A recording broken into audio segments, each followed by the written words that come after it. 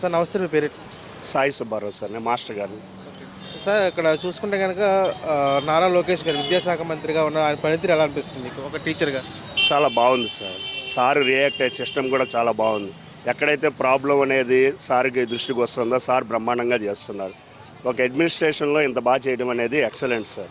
మనకు కావాల్సింది ఏంటంటే కామన్ మ్యాన్ ఏ ఇబ్బందులు అయితే పడుతున్నారో సార్ దృష్టికి తీసుకెళ్తే సార్ ఇమీడియట్గా క్లియర్ చేస్తున్నారు.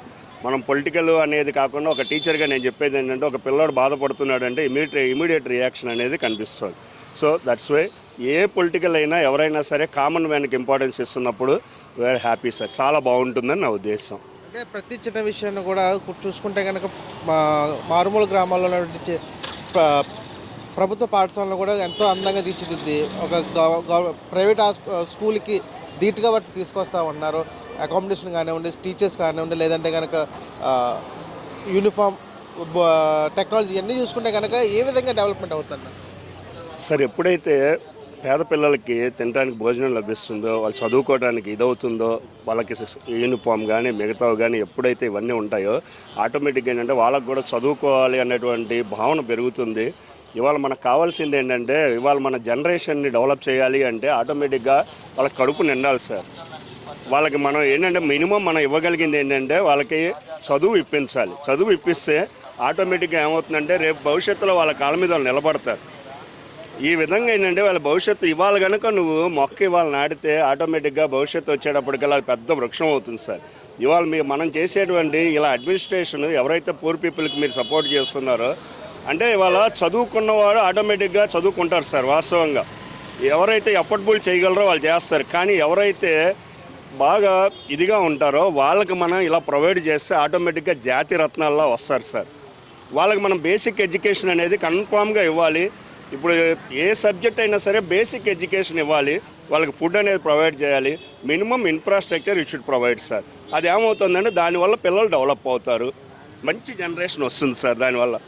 గతంలో చూసుకుంటే కనుక నేను జాబ్ క్యాలెండర్ ఇస్తానని చెప్పి ఇటువంటి జాబ్ క్యాలెండర్ లేకుండా పోయింది గత ప్రభుత్వంలో. ఈ ప్రభుత్వం చూసిన తర్వాత 16,000 ఉద్యోగాలు టీచర్స్ పోస్టులకి భర్తీ చేయడం జరిగింది. అలాగే పోలీస్ కానిస్టేబుల్ రిక్రూట్ చేయడం జరిగింది. అంటే ఉద్యోగ కల్పనలో ఎలా ఉందంటారు సార్? ఒక్క విషయం సార్, ఇంత పెద్ద అడ్మినిస్ట్రేటివ్ సిస్టమ్ చేయాలంటే ఎవరికైనా మంచి ఉంటుంది, ఇది ఉంటుంది. ఇప్పుడు ఎంప్లాయ్మెంట్ జనరేట్ అవ్వాలి అంటే ఆటోమేటిక్గా ఏంటంటే ఇది అవుతుంది. అంత ఎంప్లాయ్మెంట్ బాగుంది. నేను టీచర్గా చెప్తున్నాను, చాలామందికి జాబ్స్ వచ్చాయి సార్. ఒక్కొక్కరు 2-3 పోస్టులు కూడా కొట్టారు. వేర్ యూ హ్యావ్ నాలెడ్జ్, మీకు ఎప్పుడైతే నాలెడ్జ్ అనేది ఉంటుందో ఆటోమేటిక్గా ఏంటంటే మీరు అచీవ్ చేయొచ్చు. చాలామంది 2 ఏళ్ళు 3 ఏళ్ళు ఇవాళ వాళ్ళు ఎంత సుఖంగా ఉన్నారంటే నిజంగా చెప్తున్నాను. ఆటోమేటిక్గా ఏంటంటే వాళ్ళు తీసుకునే శాలరీతో వాళ్ళు చాలా ఆనందపడుతున్నారు. అది ఏంటంటే ఎవరి అయినా ఎంప్లాయ్మెంట్ ఇస్తే ఆటోమేటిక్గా వాళ్ళ జీవితంలో మార్పు వస్తుంది సార్. తక్కువకి మామూలుగా చేసినటువంటి వాళ్ళు కూడా ఇవాళ 3 ఏళ్ళు కష్టపడి బ్రహ్మాండంగా వాళ్ళ లైఫ్లో సెట్ అయ్యారు.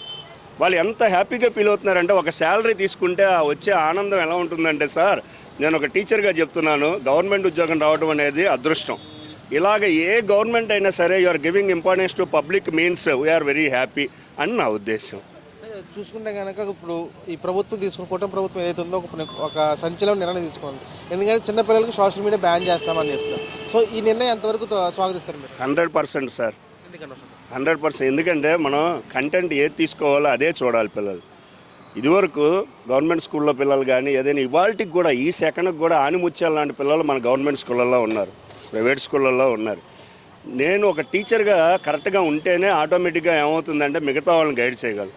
నేనే కొద్దిగా ఇబ్బందికరంగా ఉంటే ఆటోమేటిక్గా ఏమవుతుందంటే పిల్లల లైఫ్ స్పాయిల్ అయిపోతుంది. Character plays and important role in the development of human being. మనం ఒక డాక్టర్ ఇదైతే ఒక పేషెంటే ఇదవుతాడు. ఒక టీచర్ కనుక సక్రమంగా లేకపోతే సొసైటీ స్పాయిల్ అయిపోతుంది. అందువల్ల ఏంటంటే నువ్వు పిచ్చి పనులు చేయొద్దు, ఆటోమేటిక్గా మిగతా వాళ్ళని చేయనివ్వద్దు. నువ్వు స్ట్రిక్ట్గా ఉండు, పిల్లల లైఫ్కి ఇదవు. అందువల్ల ఏంటంటే ఎంతవరకు దాని మీద సబ్జెక్ట్ గ్రహించండి, నాలెడ్జ్ పెంచుకోండి, మార్కులు తెచ్చుకోవాలి, లైఫ్లో స్థిరపడాలి. అప్పుడు పేరెంట్ ఆనందంగా ఉంటారని నా ఉద్దేశం. అంటే సోషల్ మీడియా బ్యాన్ చేయడం వల్ల ఏమీ ఉపయోగం ఉండదు, దాన్ని ఇంకా విద్యాశాఖలో ఇంకా అభివృద్ధి చెందితే బాగుంటుంది తప్ప అని అంటున్నారు. కానీ సోషల్ మీడియా బ్యాన్ చేయడం వల్ల ఎటువంటి యూజ్ ఉండదని చాలామంది అంటున్నారు. సార్ మంచి ఉంటుంది, చెడు ఉంటుంది సార్. ఏదైనా మనం ఏంటంటే మంచి తొందరగా వెళ్ళదు ఎక్కడికి, చెడు తొందరగా వెళ్తుంది. ఒక పేరెంట్ నా పిల్లాడు ఏం చూస్తున్నాడు సెల్ ఫోన్ చెక్ చేసుకుంటే తెలిసిపోతుంది సార్. పేరెంట్ పొద్దున్న నుంచి రాత్రి వరకు కష్టపడి వస్తాడు, ఇక్కడ ఏం జరుగుతుందో పేరెంట్కి తెలియదు. దాంట్లో నేను సోషల్ మీడియాని నేను చెడుగా అనట్లేదు. నేను ఏమంటున్నానంటే ఆ కాన్సెప్ట్ని అబ్జర్వ్ చేసుకుంటూ పిల్లల భవిష్యత్తుకి బాగుంటుంది, పిల్లల భవిష్యత్తుకి కృషి చేయాలని చెప్తున్నా. సార్ ఎక్కడైనా చెడు ఉంటుంది, మంచి ఉంటుంది. First we should gather good. మనం మంచి తీసుకోండి సార్. మంచి తీసుకుంటే పిల్లవాడు చెడు వైపు ఎక్కువ అట్రాక్ట్ అయితే వాడి భవిష్యత్తు నాశనం అయిపోతుంది. రేపు ఎవ్వరూ సమాధానం చెప్పరు.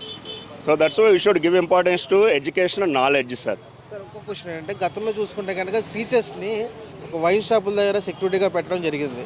సో ఆ టైంలో మీ టీచర్ కూడా మీ మనోభావం ఇప్పుడు చూసుకుంటే కనుక ఇప్పుడు ఈ ప్రభుత్వం టీచర్స్కి ఇచ్చే గౌరవం ఎలా ఉందంటారు? సార్ ఒక పాలసీ మ్యాటర్లో మనం మాట్లాడటానికి లేదు. మనం ఎప్పుడు మేము ఏంటంటే ఒక టీచర్గా నేను ఇందా నుంచి ఒకటే చెప్తున్నాను.